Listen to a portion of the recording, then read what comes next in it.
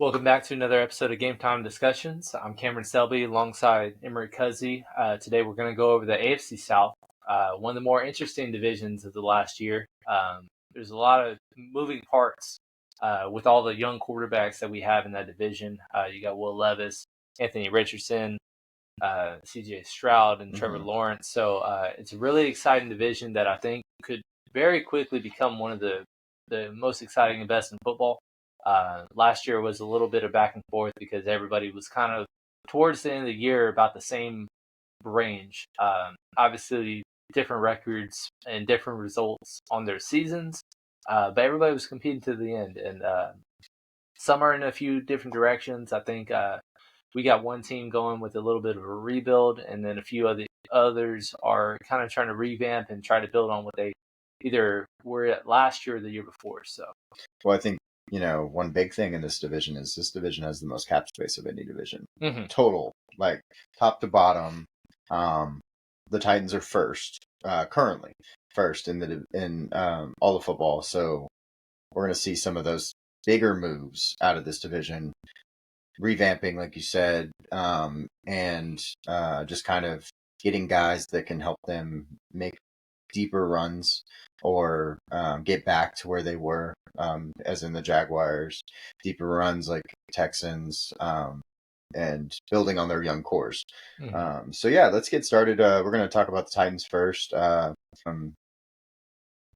Titans are, they came out with a 6-11, worst record in the division, and they have some big glaring areas of need, especially on their offensive line. They could basically pick any position other than left guard and it could help them if they could get a guy. So I think that's important to really talk about. Like, the offensive line finished last in the league, graded wise. So that would probably be the best place to start for them, if they were going to rebuild a little bit. So. Yeah. And I mean, before we even get into that, the biggest surprise to start the offseason was them parting ways with Mike Vrabel. Yeah. Obviously, this one was more of a mutual parting of ways instead of a firing, but still, he's one of my favorite coaches in the league. And while he's probably said now to wait for better opportunities, because this year's coaching openings were just it was really not the greatest. The best situation was the Chargers, and they're $30 million over the cap. That's not a situation as a coach that you want to be in, but regardless, Tennessee had a guy, and I think they're going to regret letting him walk in the long run. But bringing in Brian Callahan is something that is going to be very interesting. He's more of an offensive mind, so maybe they're trying to move towards Will Levis. It'll be his first year as a full-time starter, trying to develop him in the way that he probably should. He was a little up and down, but once he was given the reins in the middle of the season, he showed a lot of promise with what he's had. But also, they had the face of the franchise over the last decade, Derrick Henry, likely not coming back. I think that'll be a big loss from a morale perspective. Obviously, 30-year-old running back leaving is not in the grand scheme of things, a big deal, but I think he's in the short term going to be missed for sure. Well, definitely a fan favorite type of guy. Gets you excited. But they did a really good job in the draft getting Tyjae Spears, who I think is a pretty good running back. I don't think he can do it by himself. I don't think he's that style of running back. I don't think he's the Saquon CMC-esque guy, but he's definitely a serviceable guy. He was doing really well as the number 2 behind Derek, and that shows at least some promise that they have something for that position. Yeah, the loss of Mike Vrabel is really hard because, to me, he reminds me of that Dan Campbell type of cut, and he gives that intensity that you want to see as a fan and as a player. He's going to fight for you. He's always going to be fighting for you, and that's something that I think is important. So, I want to see what Bryce Callahan can do, but I'm not necessarily sure if he can replicate or even be something similar. Of course he's completely different, but I mean, be able to keep his team in line the same way that Vrabel was. So for sure, yeah, I think it's a different dynamic. I mean, obviously he's had success as an offensive coordinator with the Bengals over the last 4 years, but I just don't know if he's going to be bringing players in Mm-hmm. and they're just going to instantly turn around this program like it should. Right. And obviously, quarterback, at least in the short term, it's figured out. You got your guy who fell to you in the second round last year, but also building around him is important. So replacing Derrick Henry, even if Tyjae Spears can be a serviceable guy, you still need to have a complement to him because he's more of a scat back instead of a between the tackles like they've been accustomed to for years. So yeah, it'll be different there. And then with DeAndre Hopkins, he's kind of like a just glaring, like what do you do with this guy? Past 30 years old, out of his prime, still had a successful year statistically, but he doesn't really fit their timeline anymore. And so I don't know if they trade or move on from him. He's kind of called out like BS on some trade or release rumors, but that doesn't mean that won't happen. Maybe he's doing some marketing and trying to keep his value as high as it can be, because we saw a few seasons ago when Amari Cooper and Jerry Jones is like, he will not be back, and that was in early February before the wide receiver guarantees spiked and before the need and want for them from a draft capital perspective, and not shutting his mouth made them trade him for a 6th-round pick, whereas there was about 4 receivers that year or that offseason that went for 1st-round picks. Right. And maybe they're trying to do the same thing to where they can get as much as they can. Right, of course. But we'll see. I think Treylon Burks hasn't really progressed at the way that they thought he would when they let go of A.J. Brown. And, it's just kind of they're kind of stuck without bodies. Right. Obviously, Peter Skoronski coming in, they brought him inside, drafted as a tackle from Northwestern, moved inside to guard, didn't play the best, but he also was banged up a little bit. So he's not the only guy. They've had a few misses on the offensive line since Taylor Lewan prematurely retired due to injuries. So it's pretty obvious where the areas of need are. They've also had a slew of corners that just have not panned out over the years. Caleb Farley, Christian Bolden, to name a few. So it's interesting what direction they'll go, but they do have a couple pieces in the defensive interior that are establishing pieces that they didn't have towards the end of the year. Jeffrey Simmons, we've loved him since he's came out. So sad. So we'll just kind of see what happens. But they're kind of like in their own realm as of this moment as a team that isn't really building, or I don't see them contending soon. Anytime soon. Yeah, but they have the cap space, and we've seen teams turn around instantly. They have top 10 like draft capital. It looks like with the 7th pick, we said on previous videos that they're probably a really good team to pencil in a tackle. Yeah. Just because of the misses that they've had. Isaiah Wilson just basically quitting football after a season. And just those kinds of things have just been thorns in the sides of that franchise. Yeah. And it's time to address it. You look at the biggest needs, interior line, tackle. You don't really see, when we put biggest needs out, we don't double down on a position. But finishing 2 straight years as the worst offensive line in the league, like, something's got to give. Something's got to change. Something's got to change. Maybe a vet, maybe something like that. We were talking about the wide receiver, and, of course, we don't know what's going to happen with DeAndre Hopkins. He could be a casualty come trade deadline to a better team ready to, contend. But the Treylon Burks one of my favorite receivers that I have ever scouted, and it was hard to figure it out because I actually had him going a lot higher than it was AJ Brown. I had him going a lot higher than DK Metcalf, but at that point everybody wanted to say DK Metcalf was going to go in the top 12 picks, and I was trying to get around it, and I believe I mocked AJ Brown 21st overall or something in that draft class.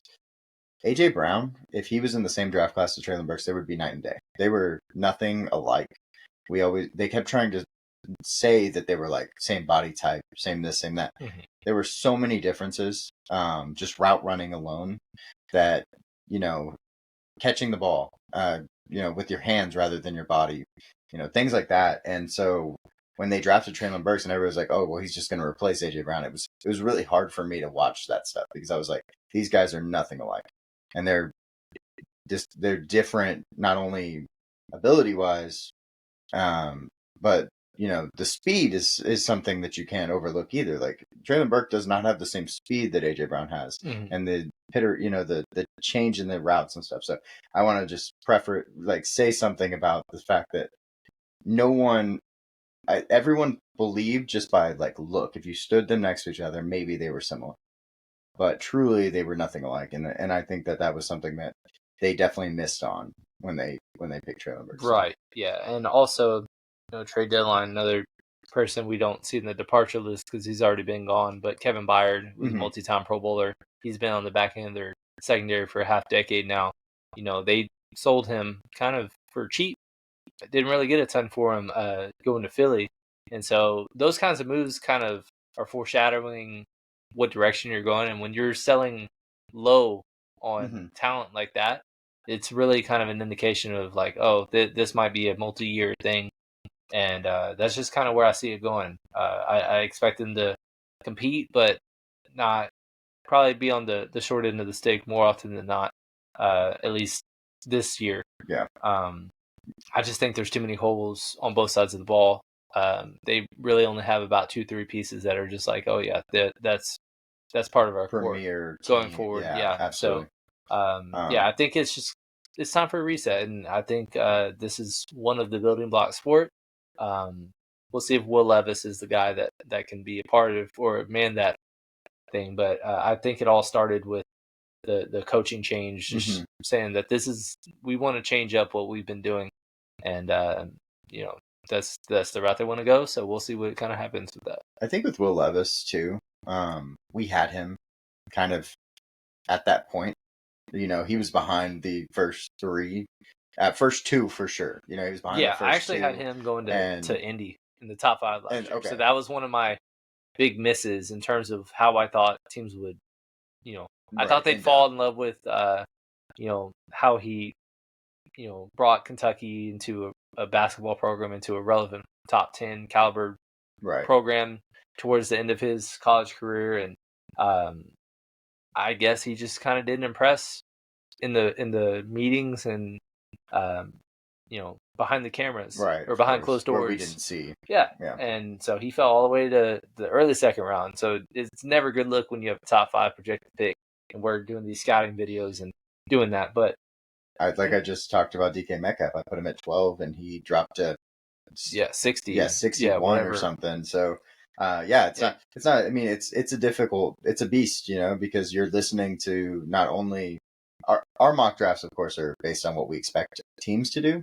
So it's like we're listening to what other people are saying too, that are closer to these teams, trying to get a better feel of what they are thinking, and we're just not always able to do that. Exactly. So. And sometimes people just kind of overthink it. Like just as an example, San Fran, when they traded up for Trey Lance, and the whole time you hear Kyle Shanahan, his guy is Mac Jones. Yeah. And even though that's way higher than he should have been drafted, I guarantee you it's the same style of team as if Mac Jones is on a rookie deal with the weapons that he has. He's having just as much success. And people are putting him in conversations and stuff like that. And maybe it's overrated. Maybe it's not deserved. Maybe he develops more than we thought he could have.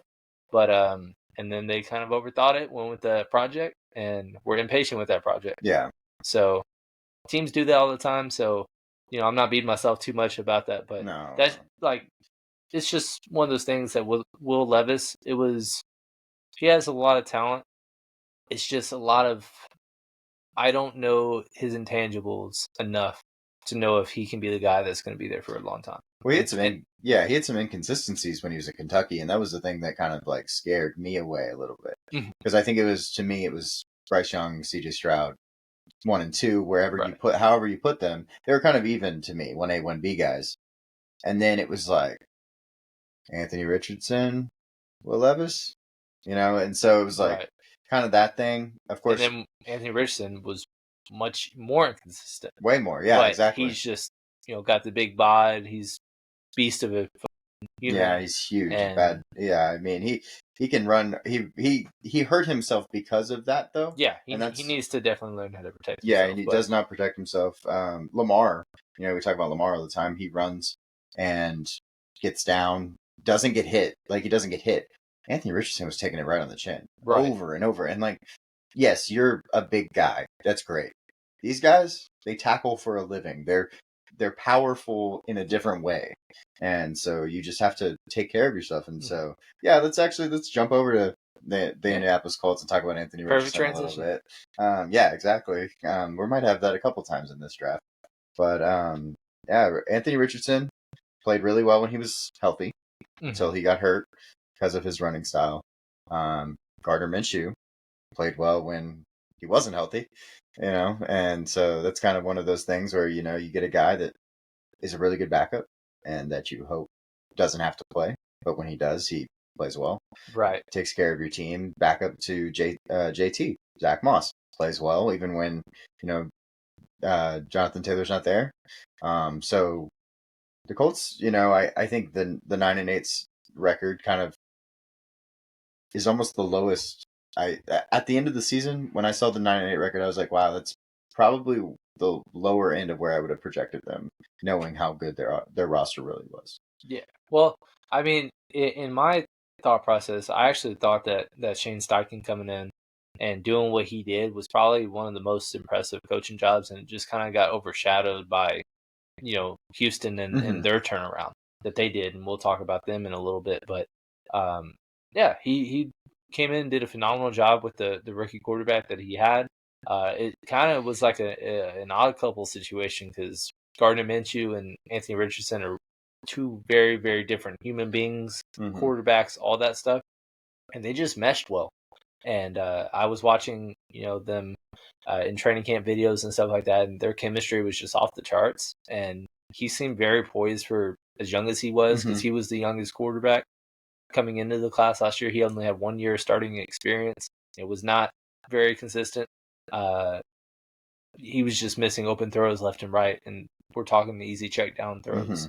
And we didn't really see any of that in the month that we saw of the sample size that we had. But the biggest thing, like you said, is protecting himself. That's what you got to learn how to do. Sometimes the own fault of your own can be your stubbornness and thinking that you can do more. Jimmy G, costing his team games because he couldn't protect himself. I look at RG3, who these kinds of quarterbacks are different, but the mindset of just not protecting yourself. RG3 comes in with the 4.40 and Heisman winner, can outrun everybody, and then never learns how to slide, tears his ACL, and just it's never the same because he just never learned how to protect himself. Yeah, and so it's just a sad situation. I hope that it doesn't happen to Anthony Richardson, but he did all his work without Jonathan Taylor because we had the holdout and we won't trade him. We're not going to give him a new contract either. I'm injured. Put him on the PUP list. Was he really injured enough to warrant that?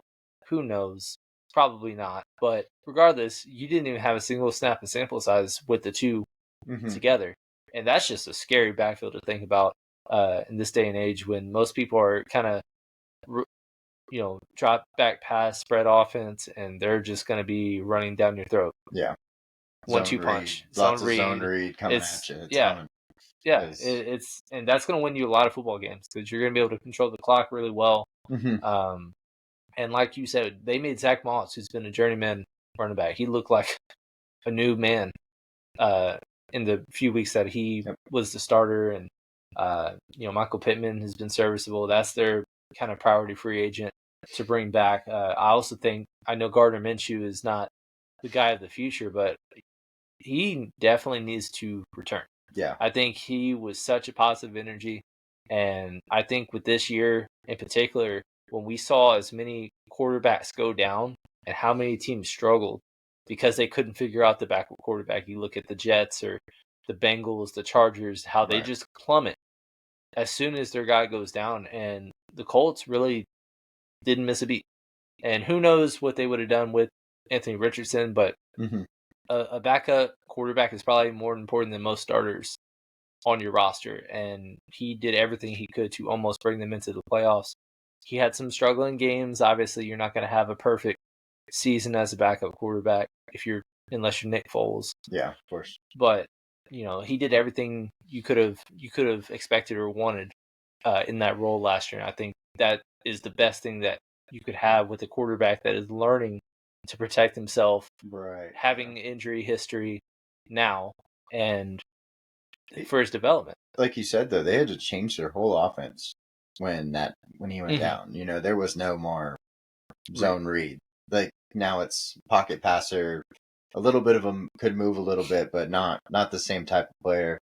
I think, like you said, too, prioritizing Michael Pittman, he could get the franchise tag. He could be the candidate for that. But even if they bring him back, I think another playmaker could be in their future, trying to find someone else. We have Brock Bowers in our 1.0 mock to them.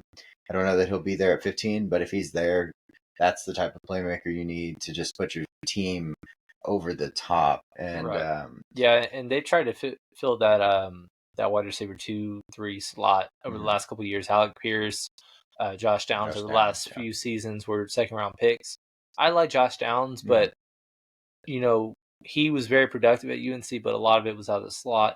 And we've seen a lot recently with prospects how the slot numbers have been so inflated that really doesn't tell a lot in how you can develop as a prospect. So that remains to be seen. I think he had some solid games, but also, I don't know if Anthony Richardson is going to be the guy that drops back 35 times a game. And I don't think he needs to be. Look at Jalen Hurts and how he's become an MVP candidate. Isn't because of his rocket arm. It's because his ability to run. Yeah. And the tush push, and we'll see what that happens with that getting banned. But Anthony Richardson's bigger. He's stronger. He's faster. He's got a better arm than him. And I think he can develop to be a better version of that style of quarterback. But we'll just kind of see how that goes. But I think Shane Steichen is definitely the guy that they were looking forward to develop whatever quarterback because they went the veteran route for 3 straight years with Carson Wentz, Matt Ryan, Phillip Rivers, and I think prematurely on a couple of them they moved on too quick, just impatience because of the abrupt retirement of Andrew Luck. I still remember that that day, that happening. So we'll see what happens with them. I think they and the Tennessee Titans have over $70 million in cap space, but because of how close Indy is and how talented they are, much more so than Tennessee, I expect them to be very aggressive this offseason because you have your first round rookie quarterback. Yeah, of course. 3 more years on a rookie deal, and this is the time because really only you're paying DeForest Buckner, Jonathan Taylor, and he got a very affordable contract. In hindsight, now that the cap's inflated as much as it has, what he was looking for is probably market value for Josh Jacobs and Saquon this year, and you got him for less than that because I don't know if the way that they went about it was the best, but at the end of the day, you did, and he's locked up, and it looks like he's there to stay. Yeah, and he should rebound to be one of the best running backs that we've seen him be in the past. Yeah, and we kind of have that conversation about Jonathan Taylor. The Chiefs not taking him at 32, just thinking about what they would be. Andrew Luck is my favorite quarterback, even knowing that he didn't play longer. His style of play always was so exciting to me. And he's just a goofball. He's just a goofball. He's a great guy. So wish he would have played longer, but I think that the Colts are, like you said, moving in the right direction. Got the head coach, got the quarterback, got the O-line. That's something we haven't said anything about, but their O-line has been top 5, top 10 for many years. And they're pretty much the same core. They, the draft class that Quentin Nelson came in was just something that, Braden Smith and Quentin Nelson in the same draft class, just saving their O-line basically. Yeah, Ryan Kelly's been a very serviceable center. And, it was mainly just kind of figure out that tackle spot. So, which maybe they have. Yeah, we'll just kind of see. think there's a lot to like about the roster, and we'll just kind of see what happens because they were that close at the end of the season. Yep. So so let's talk about the team they're going to be, competing with moving forward. And the Jacksonville Jaguars probably took a step back in what we were definitely expecting. I mean, the year before they come back and they beat the Chargers and thriller to say the least. And so, and then they bring in Calvin Ridley, and you just kind of expected a little bit more than what we got out of them. And I mean, they started out 8-3. It was an ugly 8-3. Basically, the 3 games that they lost were, games that they were handled against contending teams, but they were beating the teams that they were supposed to. Regardless, they were in prime position for the 1 seed because of the inconsistency by everybody else, and they just kind of hit a wall. Kind of started with a slew of injuries with Trevor Lawrence, but he also was not playing well. He's really kind of, as good as he is as a prospect, he has not learned to take care of the football like he should. This isn't like a Josh Allen situation where basically you live or die by what he's got. He's been a precision thrower that's made great decisions in the past, and he started to not make those great decisions, and he hasn't really found that yet. That's just kind of a big thing and problem that they had in the last few seasons. I mean, he's led the league in turnover since he's come into the league 3 years ago, and all of a sudden now it's like last year of your rookie deal, and this is supposed to be the year. You break into the playoffs after you're the worst team in the league, and then you start out 8-3. Even if that's a lateral result, this is the fourth year as a rookie quarterback. This is the year to contend and be a contender, and it doesn't feel that way right now because of the way that their season ended, especially with how Houston ended. It's just kind of very opposite ends, and we'll just kind of see how they can rebound from that. I think the other Josh Allen, the edge Josh Allen, I think we definitely need to have a conversation about that guy because he had 17.5 sacks this last year, and he's a free agent, and they have to bring him back. I mean, if they don't, they're going to have to. They're going to hope that their number 1 overall pick in Trayvon Walker is really as good as they think he is, because they passed on Aiden Hutchinson to get him because of his intangibles and what he did at the combine. But Josh Allen not coming back this next year would be a huge hit in production on the defensive side of the ball, in the run game and rushing the passer. So I think that they have to find a way to get him back. Calvin Ridley's also a free agent. So 2 really big free agents this year, and they're going to have to make some decisions. They're not one of the higher teams when it comes to the cap.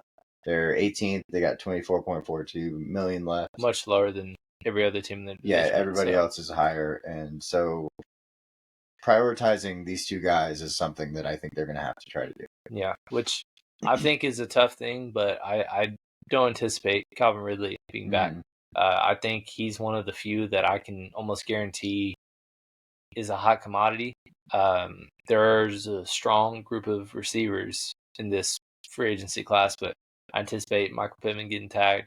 I think Mike Evans, even if he doesn't come back, he is what it is. He's going to be a short-term answer, but somebody's going to try to squeeze out one long-term deal with Calvin Ridley because the time is now. He's 29. Right. He was an older older rookie when he came in, and he had the gambling issue, the taken away from football for mental health. So he had about 2 seasons where he kind of lost himself in his prime. Came back this year, very, very good.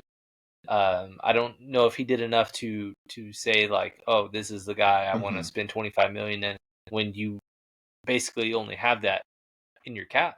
Right. But yeah, that's even if you don't bring him back, you got to replace him in some way, because while Christian Kirk has been very good, Evan Ingram has been very good. I think they are perfect in their roles, and if you ask them to elevate on top of what they've done, I think that's not an ideal situation when you're a contender. Yeah, and I think, for them, finding a receiver is not necessarily to me their first, like their biggest need. Like I think that's the other problem is like they have more needs than just that. So repaying Calvin Ridley might hurt them getting the other positions that are almost just as important or more, and it's a position that is expensive. Right.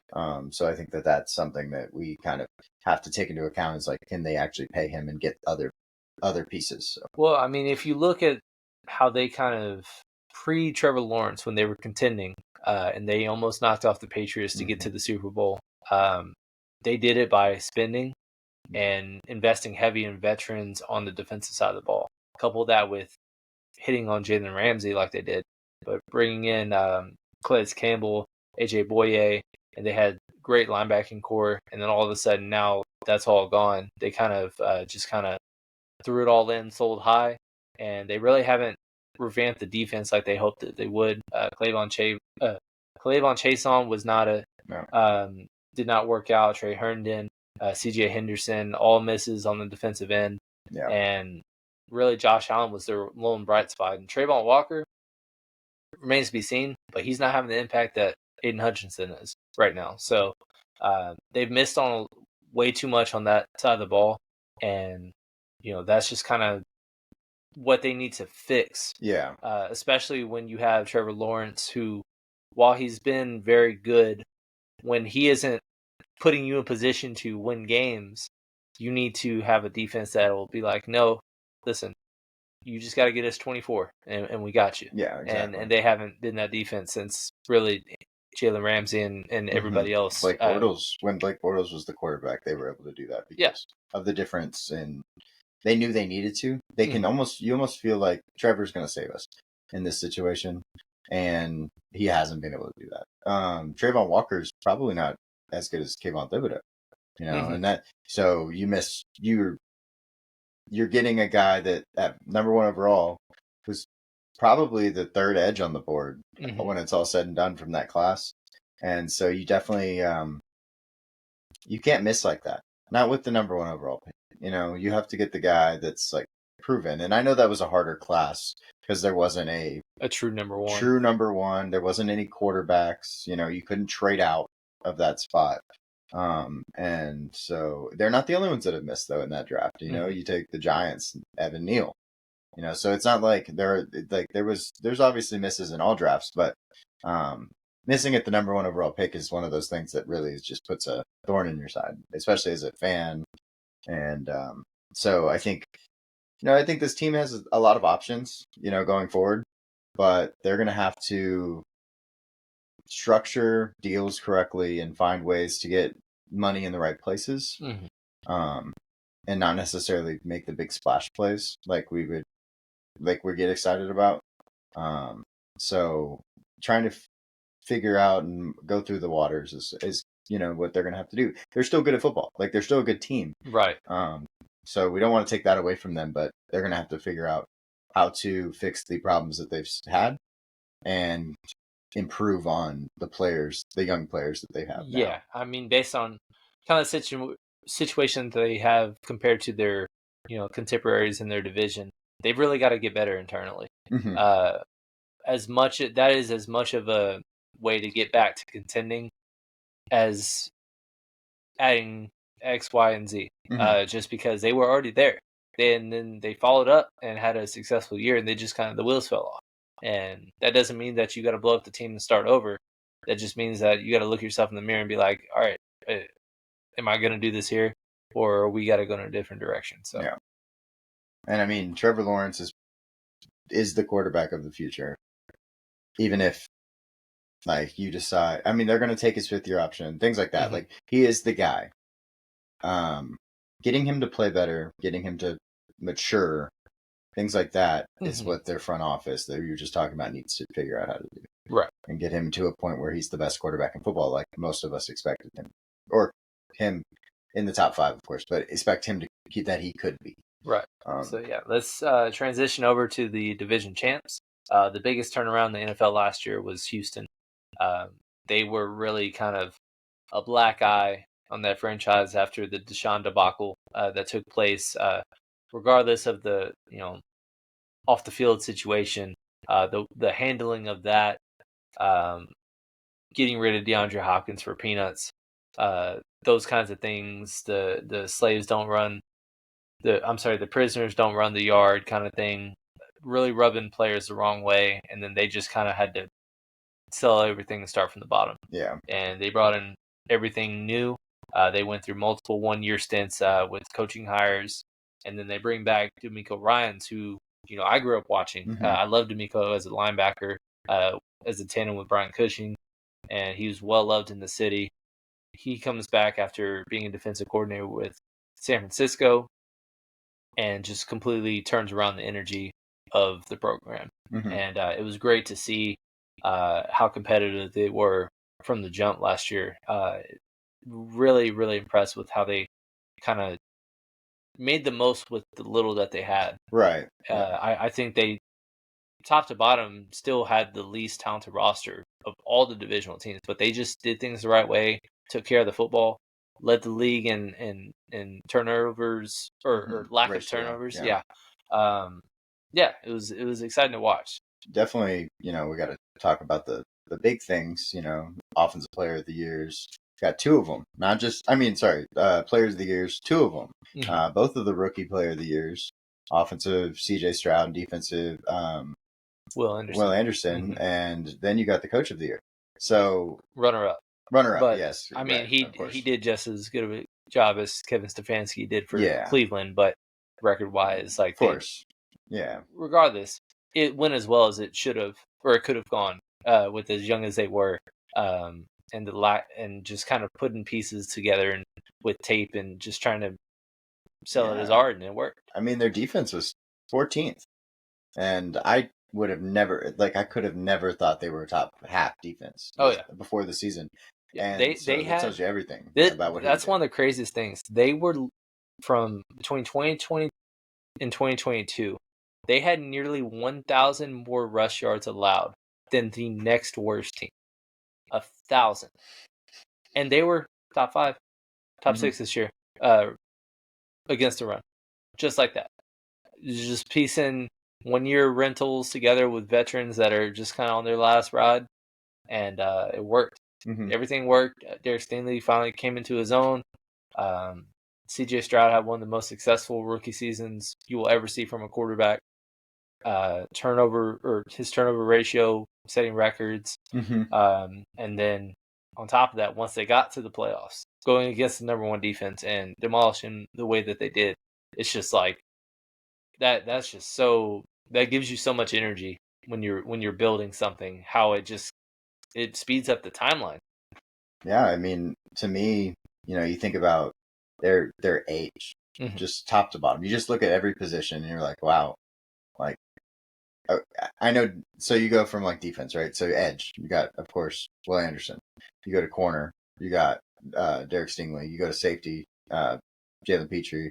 You go to running back, and I know he wasn't the guy this year, but you got Dameon Pierce, and then you got CJ Stroud, and you just got young guys, Tank Dell, Nico, they're everywhere, Laramie Tunsil, one of the best tackles. Yeah, you got to figure it out. So all the positions that need, you're really putting it together. Mm-hmm. And now it's just kind of molding it into the way that you want.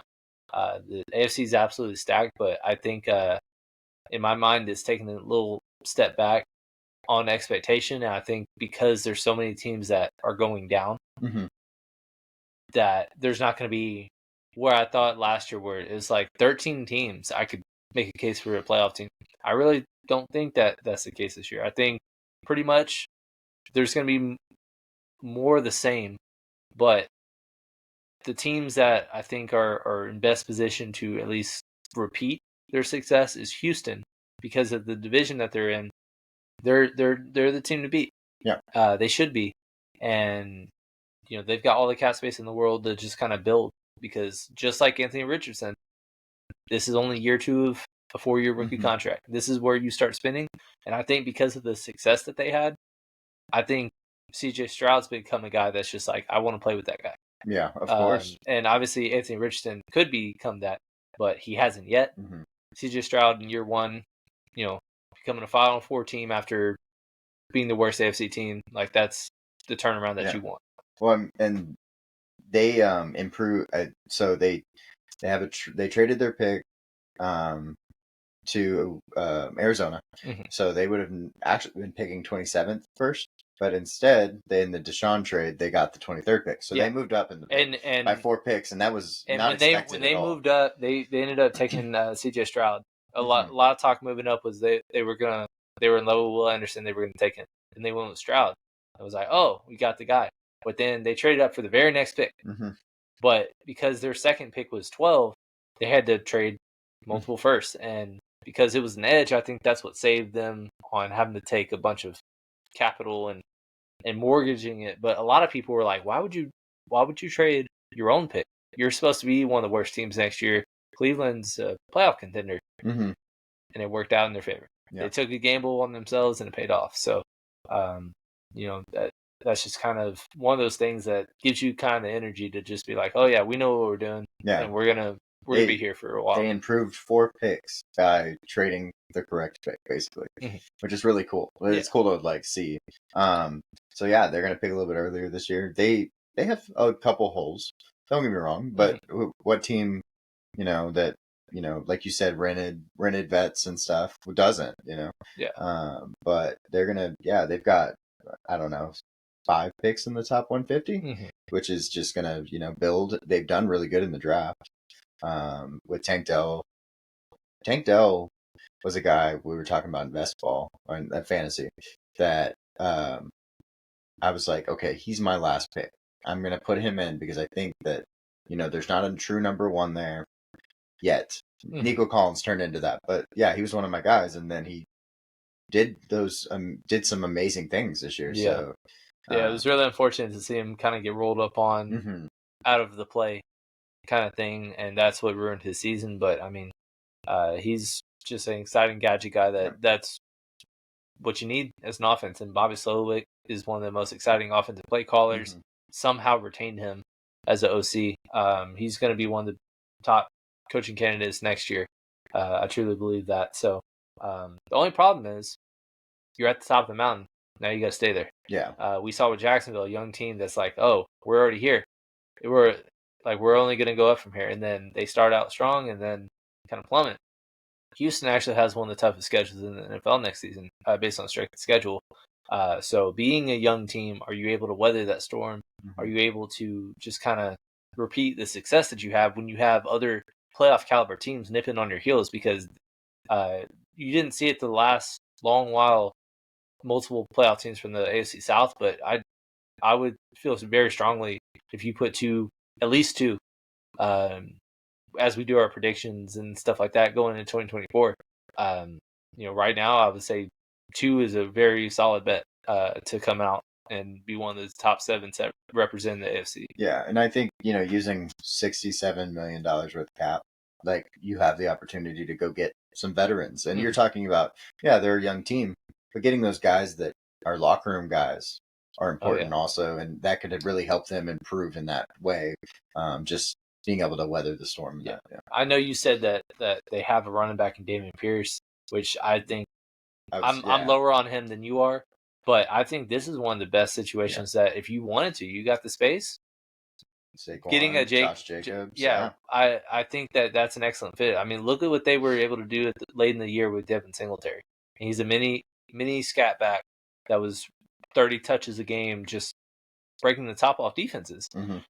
Imagine if you had one of the best running backs in football in that situation. It would be very, very exciting to see. And then they'd be instantly one of the most dangerous offenses that you'd have to beat and try to outscore. You just said CJ Stroud's a guy you want to play with. Well, I don't see why those guys wouldn't want to come play with him. Exactly. He's going to give him the ball. He's going to give him the ball in the passing game. He's going to, very seldom in this day and age you're going to see a coach willing to give 20 touches to a running back every single week. And those are both guys that really want that. And so if Devin Singletary can get 30, why can't you get 25? Yeah. Also, I think we need to talk about the tight end situation. Dalton Schultz came for a year, one of those veterans that we talked about. Addressing that could be one of the positions that they definitely need to improve in. Either way, I just think that they need a third receiving piece, whether that be a tight end, established tight end, or if they just really want to just three-headed monster and spread the field out with Nico Collins, Tank Dell, and insert receiver here. Either way, I think it can work based on the style in which they're trying to be up-tempo offense.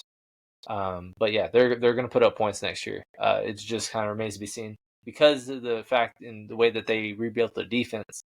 A lot of people, Steven Nelson, Sheldon Rankins, Denzel Perryman, Derek Barnett, guys that were 1 year rentals, trade for Desmond King's another.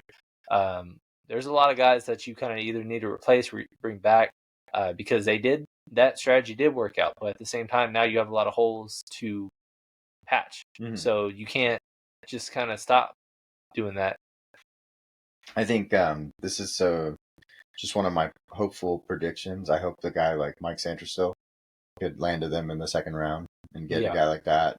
Those are the types of guys that you want to see on the Houston Texans right now. And you want those fun, athletic. He's a nickel corner out of Michigan. And, you want those kinds of guys just to be there because they're going to make differences. And so I think that, Houston, I've been to Houston games all my life.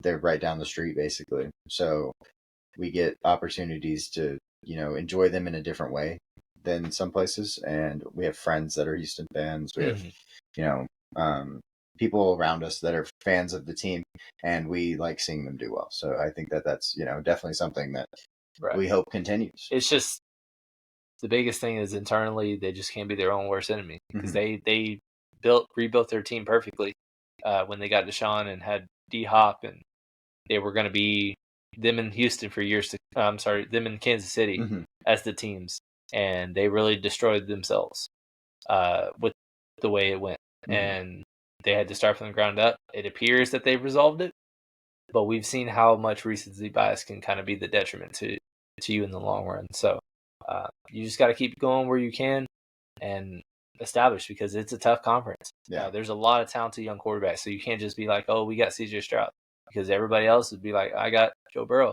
I got Justin Herbert. We didn't even make the playoffs last year, and we're going to take you out. And so they have a lot of tough opponents this year. And on top of that, they're going to be on the marquee games. They're not just going to be the 12 o'clock slot every week. Now they're going to be Monday Night Football and Sunday Night Football again. So you just got to rise to the occasion and see if you can establish some kind of consistency, because Jacksonville wasn't able to, and you just don't want to fall into that same trap. I'll be honest. Me personally, I'm ready to. I know this is a big, but I'm ready to say that CJ Stroud is the guy. I'm not. Maybe he'll have regression, because a lot of quarterbacks have regression in year 2, but that's not abnormal. But I do believe that he is the guy. He's going to be a guy we're going to be talking about for a long time, because I didn't expect. I can. Bryce Young and him were 1 and 2 to me, and I didn't know who was over the other. But I just don't know how I can overlook what he has been able to do. And I just have a hard time believing that he won't continue doing stuff like this and being special in these ways. Yeah, and with him, he had big moments in big games. Like I know Georgia stopped TCU in their second national championship. Ohio State, to me, was the runner-up, because they brought them to the rink, and if they didn't lose Marvin Harrison Jr. in that game in the second half, I think that they would have went to the championship and then probably would have beat TCU and been the national champions. He showed up in big games. He had the big numbers. He has the size. My biggest problem with him coming out was based on history of just Ohio State not putting out quarterbacks. Right, of course. Because we hadn't seen a sample of quarterbacks that have gone there, put up numbers, go to the NFL, and then translate.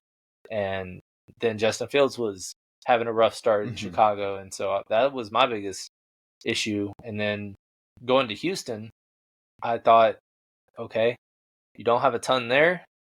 We'll just kind of see, but I'm glad that you found somebody, and he just blew every expectation out of the water. So, there's a lot to like about him, and he should be here for years and years to come. Yeah. So, Yeah, we're excited, obviously, for this AFC South. I mean, it's young, fun group, and anything can happen. I feel like in this division, we might randomly see the Colts get worse because like anything can happen when you have a young core, and just things. Not all young cores are good cores. Right, exactly. So it's going to be exciting to see what happens, and I think from top to bottom, every team should get better. That's kind of the cool thing about this division too, is they'll play. No one's on the way down. Yeah, everybody's going to be better next year, even if we don't think the Titans are going to have huge positive regression. They could still win more games than 6, and that wouldn't surprise anybody. Right. So I think that it's going to be one of those exciting types of divisions that's going to be really fighting to see who the number 2 is.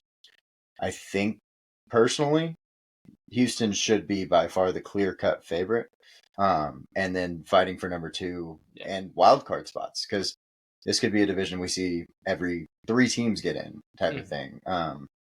Now, like you said, the AFC is really good, but this is one of those types of divisions that I'm excited about because I think that could happen. Right. Them in the North. So. Yeah. So, guys, that about wraps up this division. Another episode down. We got 2 more to go. What do we got? Still the AFC North. Yeah, the North. And the NFC West. Yes. Okay. Yep. Right, but so we're almost done with this series. Once again, hit under an hour. We're getting better and better, being concise to the point.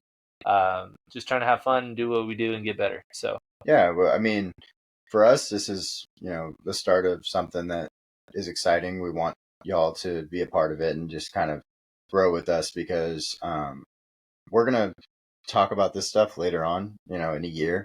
And we're like, look what we talked about then, and we're gonna be like, wow, we had no idea what we were talking about, or we hit that right on the head, or something like that. And you don't want to miss that. You want to be a part of like just the reactions, the time.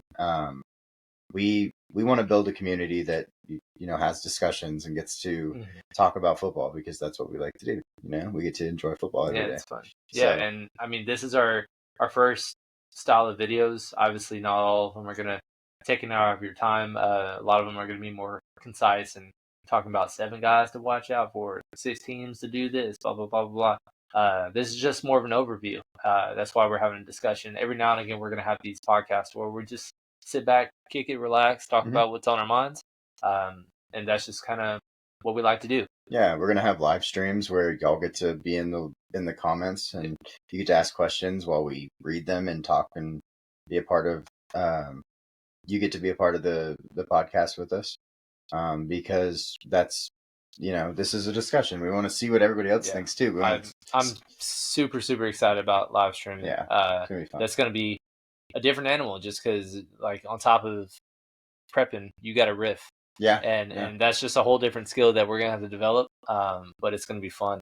I remember we did a live, what would we do, mock draft, and we were just terrible at bringing in together, because we had a buddy that just was asking questions and we were just ignoring him. So, yeah, we'll get better. I mean, so yeah, like that, and that was a few years back. We of course, when you do it for fun, you don't put as much effort and time into it. With this, we're going to put, way more effort, one more time. We're going to really know kind of what we're talking about.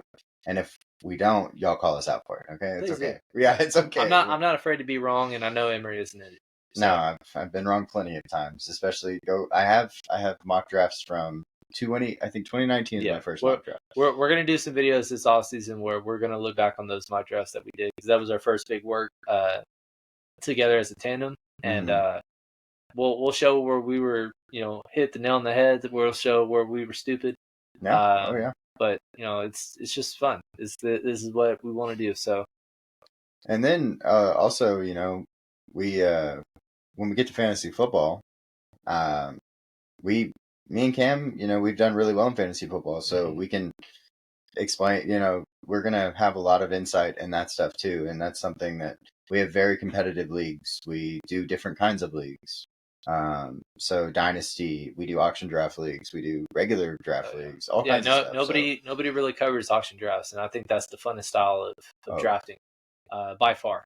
It requires the most research strategy, because you're not just handing a random slot. You got to figure out how you're going to budget your roster, just like an NFL team would. Mm-hmm. So it brings a whole dynamic into it, and that's one of the things that we're going to try to do as we put out more content is hit that I guess area of fantasy football, because you don't really see anybody covering auctions or salary cap, whatever you want to call it. I know some platforms are getting off of the auction word, but I mean it's that's kind of what we like to do. We're trying to be different, and it'll be our niche, and we're going to do best ball. We want to do some best ball on both Underdog and DraftKings, and hopefully win some money there if that's a possibility, and just those kinds of things. We're gonna have a lot of different kinds of content, and I hope we can whatever you want to listen to, whenever you want to talk about when it comes to football, we'll probably have something about it. Right. So that's kind of the discussion. We're going to try to talk about everything. We're going to try to go all over the place, and so we're excited to see where it goes. So to wrap it up, just like, subscribe, look at all things in the description below. Watch our previous videos. Look out for the next ones coming up. We have a lot of stuff coming up. We're excited to get to it. So we'll see you next time. All right. Have a good one. Take care.